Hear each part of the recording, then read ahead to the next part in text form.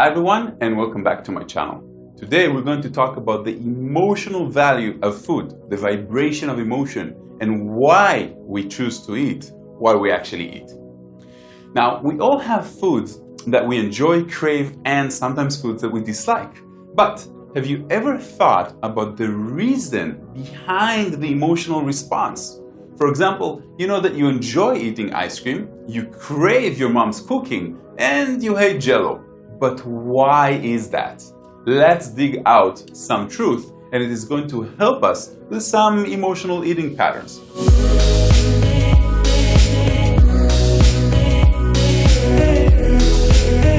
By asking most people, you're probably going to get simplified answers like, it's delicious, or I don't like it. Others are going to talk about the texture of the food and the ingredients that make their food great or terrible for that sake. But many overlook what is arguably the most important aspect of our likes and not likes, and that is emotion. Emotions are the feedback we produce through the stimuli of the worldly experience. It is through emotion that we get the encouragement to pursue things that we like and keep our distance from what we don't like. In other words, you've applied an emotional response, or in better words, an emotional value to certain stimuli. In this particular video, we're going to talk about the stimuli of food. Okay, so you ask yourself, so what if I did? Well, emotional values are something we apply to just about anything in life, and it can be either a blessing or a curse. Now back. Let's talk about the emotional value we place on food, because I'm going to show you exactly how we do it without noticing. Do you remember the first time that you had that delicious meal your family member always made? Something you've been eating for years, maybe every holiday? Or what about eating out every weekend after a long week of work? Maybe you had a chocolate bar before every exam to stimulate the brain. But after getting the degree, you can hardly look at anything sweet. Every example here has an emotional value because the foods you eat or ate are for the experience of eating as opposed to the nourishment of your body. You associate family dinner with family, the highest among all emotional values. Oh, I've been eating prawns since I was a kid. My mom used to make them real good. It's the emotional response to your mom's cooking, you know? That means that you received feminine love through that. An association towards something that you actually love. Eating out after a long week of work can be seen as emotional value of leisure, because finally, after a long week, I get to rest and eat whatever I want and not whatever's cooking, in my job. Needless to say, but the emotional value to weekend food is the freedom to eat and the comfort to do it in your own pace. Then again, the opposite effect can occur. Remember the chocolate bars? The university student who hated the exams and for 4 years of vigorous studies has a negative emotional value to the experience. This will often include most good things during that particular period due to the overall negative experience. That's why a person will often say, yeah, I ate that type of food for years, but now I can't even look at it anymore. They don't understand why and what happened. The point is, your eating habits are often shaped by the emotional experience of a certain time. The problem is, for many people, the food that provide that emotional comfort are detrimental to their health.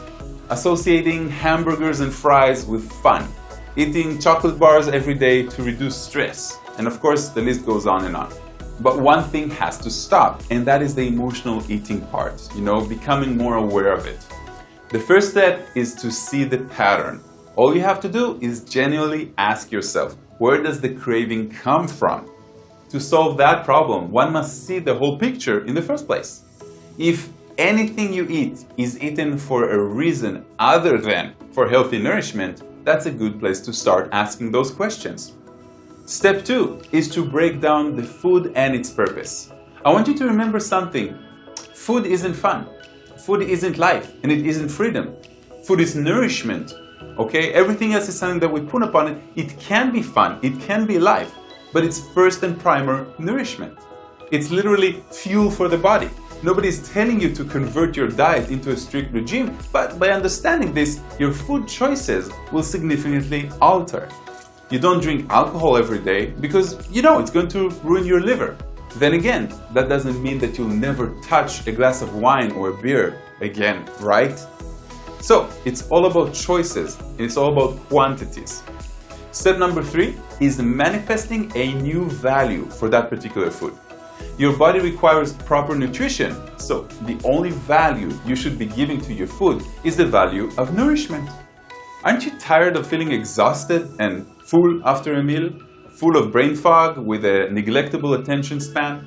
When considering the value of nourishment, your food choices and the amounts are going to change drastically.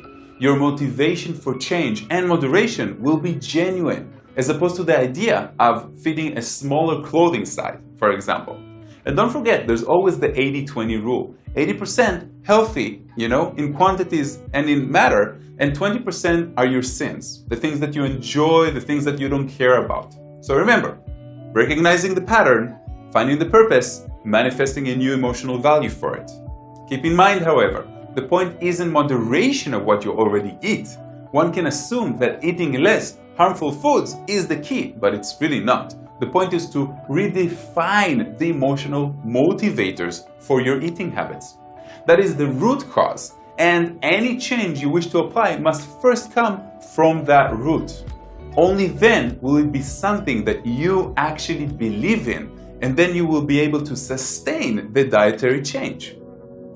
So, guys, thank you very much for watching. I hope you understand everything that I've talked about. If you enjoyed this video, consider subscribing to my channel. I post videos regularly. And don't forget to like the video and comment below. I would love to hear your opinions. My name is Maor. Check out my website, raymaor.com, and I will see you the next time. Namaste, my friends.